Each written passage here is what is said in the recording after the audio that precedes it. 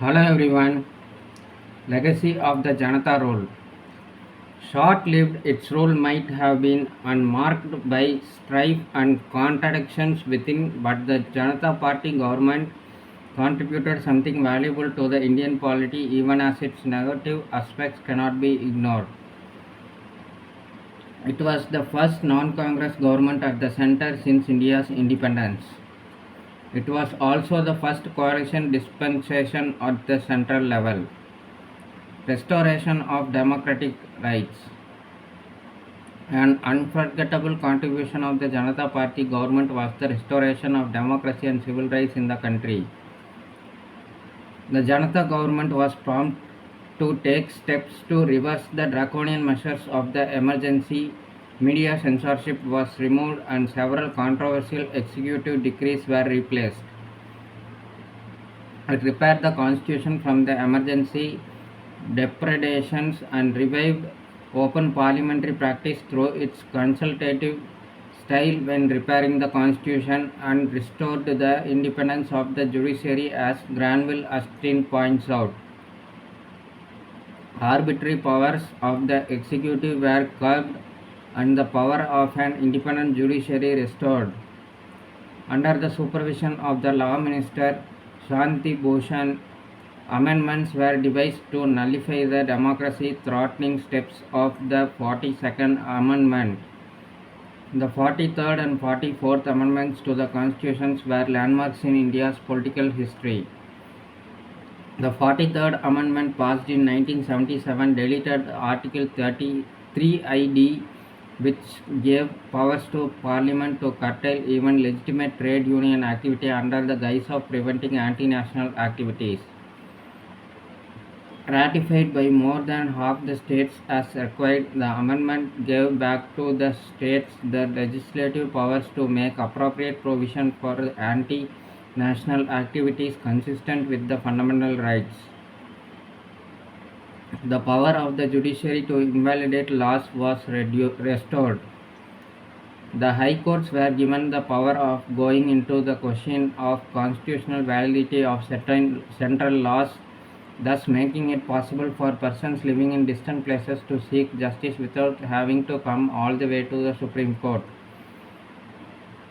The 44th Amendment of 1978 made the promulgation of emergency more difficult than it was. It would now require the written advice of the cabinet and not the Prime Minister alone before the President could proclaim emergency. The proclamation would have to be approved within 1 month of the Assembly of Parliament, and that too by a two-thirds majority. Its renewal would need a parliamentary vote on it every 6 months.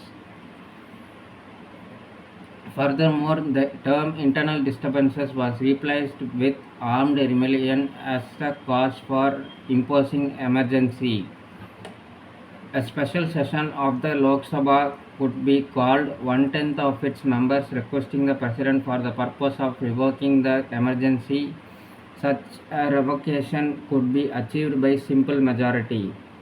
It was also asserted that Article 20 and Article 21 would never be suspended even during emergency, while other fundamental rights would not get suspended automatically but would require a separate order by the President. All important, the emergency provisions could be challenged in courts. The amendment restored the term of the Lok Sabha and the state assemblies to the original term of 5 years.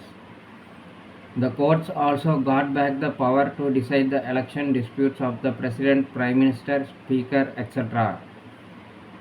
The President would now be allowed to return the advice tendered by the Cabinet once for a review. The amendment deleted Article 31, the right to property, from the list of fundamental rights to become just a legal right. Economic contradictions. The Janata Party had no single ideology. Its members were a mix of veteran socialists, trade unionists, and pro-business leaders. It made the achievement of major economic reforms difficult. With Charan Singh in a prominent position, it was inevitable that agriculture and the rural sector got importance. The sixth five-year plan, meant for 1978 to 83 but also curtailed due to change of regime in 1980, launched by the government after curtailing the fifth plan, aimed to boost agricultural production and rural industries. It was called the rolling plan. In a rolling plan, planning is at three levels. First, for the current year as decided by the annual budget. Second, a plan for a slightly longer fixed period which allows flexibility to change priorities as per the need of the economic and political situation. And third, a perspective plan which is for 10, 15 or 20 years. There are no fixed dates and the targets can be revised every now and then as per the annual reviews, which are very important. While flexibility is a plus point in this with this type of planning, a major drawback is that targets are difficult to achieve as they could keep changing. With the fiery socialist George Fernandez in charge of the Industries Ministry, the aim was to promote economic self-reliance and indigenous industries and, if need be, even expel the American multinational companies such as Coca-Cola and IBM, which indeed was accomplished. Such policies led to a reduction in foreign investment. However, the problems of resurging inflation, fuel shortages, unemployment, and poverty could not be effectively addressed as no effective alternative economic policy was evolved to deal with the economic situation. The government failed to work on the radical reforms that party had promised in the run-up to the elections. There were some bright spots. The Food for Work program, launched in April 1977, envisaged some of the stocks of food grains with the government to be used for payment as wages in kind to workers in rural areas who helped to build roads and water ponds during the season when agricultural employment was low. Madhu Dandavate, also a socialist but on the moderate side, undertook some important reforms of the railways of which he was in charge. It was he who initiated steps to reduce the corruption in ticket reservation. He initiated steps to repair worn-out tracks. He did a huge favor to the travelers in the sleeper second-class compartments. He directed that the hard, bare wooden seats be cushioned with 2 inches of foam. Foreign relations. There was a belief that the Janata government would move closer to the west to compensate for the Indira Gandhi tilt towards the Soviet Union. The Janata government certainly tried to improve ties with the US, with the result that the US President Jimmy Carter became the first US President to visit India after Eisenhower. Efforts were made to improve trade and expand cooperation in science and technology.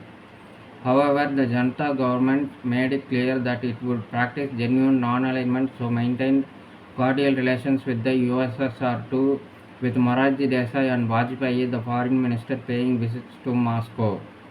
Representing in India at the UN Conference on Nuclear Disarmament, Vajpayee continued with India's earlier policy and spoke in defense of India's nuclear program and its refusal to sign the Non-Proliferation Treaty on the ground of discrimination. One of the first in foreign relations of the Janata government was the effort at normalization of ties with the People's Republic of China. In 1979, Vajpayee became the highest-ranking Indian official so far to visit Beijing to meet the Chinese leaders.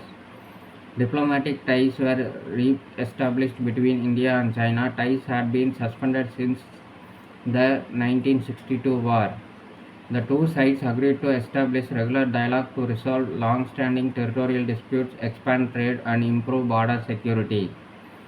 Like, share, and subscribe to support the channel. Thank you. Bye.